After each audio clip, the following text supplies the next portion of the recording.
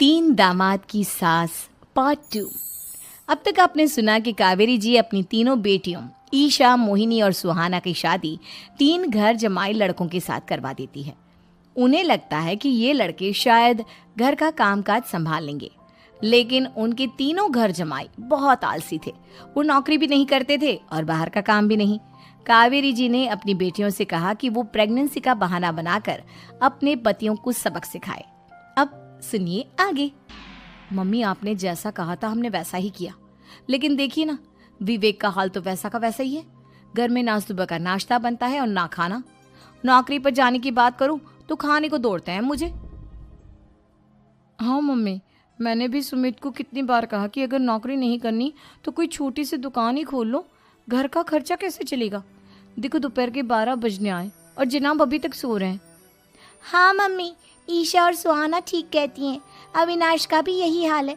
जब मैंने अपनी प्रेगनेंसी के बारे में कहा तो मुझसे कहने लगा, अरे दूसरी लड़कियां तो 9-9 महीने तक नौकरी करती है, बस डिलीवरी के टाइम छुट्टी लेती है। मोहिनी, तुम भी नौकरी करो। अब मुझे कहाँ नौकरी मिलेगी? मम्मी बताओ, अब मैं क्या करूँ? हे भगवान, क्या सोचकर घर जमाई दामाद लाई थी मैं कि मेरी बेटियां मेरे पास रहेंगी और खुश रहेंगी, लेकिन इन आलसी दामादों ने तो हमारी जिंदगी को भी प्रॉब्लम में डाल दिया है। मैं तो कहती हूँ मम्मी, हम लोग वापस अपनी जॉब पर जाना शुरू कर देते हैं। बता देते हैं इन लोगों को कि हमने प्रेगनेंसी का बहाना किया है। नहीं नहीं बेटा, ऐसी गलती भी मत करना। अगर तुमने ऐसा किया तो इन तीनों की आदत और ख़राब हो जाएगी। अरे आज नहीं तो कल कभी तो तुम प्रेग्नेंट होगी, तब वापस यही प्रॉब्लम आएगी। तब क्या करोगी तुम तीनों? हाँ मम्मी, आपकी बात तो बिल्कुल सही है। इन लोगों को तो सुधारना ही पड़ेगा। लेकिन कैसे? अपने बच्चों के आने की खबर सुनकर भी इन लोगों पर कोई असर नहीं हो रहा। पैसे कमाने के लिए घर से बाहर निकलना ही नहीं चाहते ये तीनों। अब मेरे दिमाग में एक प्लान आया है। तुम तीनों चिंता मत करो, उन तीनों को बुलाओ, फिर मैं बात करती हूँ। थोड़ी देर बाद कावेरी जी अपने तीनों दामादों को सामने बुलाकर अपनी बात कहना शुरू करती हैं। अविनाश, सुमित और विवेक, देखो बेटा, मैं ना तुम तीनों से बड़ा प्यार करती हूँ, इसीलिए तो तुम्हें घर जमाई बना कर रखा है मैंने। अरे मम्मी जी, सीधे सीधे कहिए ना, क्या बात है? प्यार तो हम भी आपको बहुत करते हैं। अरे मम्मी जी, आपकी इज्जत भी बहुत करते हैं। अरे भाई, आपके जैसी सास और कमाने वाली बीवी सबको मिलती है क्या?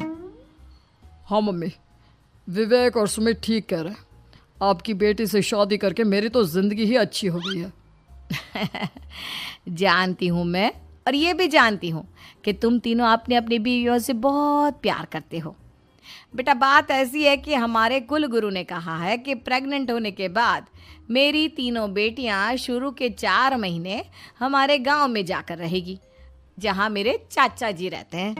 अरे लेकिन क्यों मम्मी, गांव में जाकर रहने की क्या ज़रूरत है इन तीनों को? वो क्या है ना बेटा, हमारे परिवार को एक श्राप है। अगर मेरी बेटियों ने यहाँ पर बच्चा पैदा करने की कोशिश की तो उनके बच्चों को कुछ भी हो सकता है। इसलिए अब से लेकर 4 महीने पूरे होने तक इन्हें गांव वाले घर में रहना पड़ेगा। हाँ, तो इसमें प्रॉब्लम क्या है मम्मी जी? हम भी वहाँ जाकर रहेंगे, पिकनिक मनाएंगे। अरे भाई, बीवी जहाँ हम भी वहाँ। हाँ यार, आइडिया तो बहुत अच्छा है। शहर की ज़िंदगी में रह रहकर परेशान हो चुके हैं, अब कुछ दिन गांव में बिताएंगे। तुम लोग समझने की कोशिश क्यों नहीं करते? तुम में से कोई भी वहाँ नहीं जा सकता, और मैं यहाँ रहूँगी ना तुम तीनों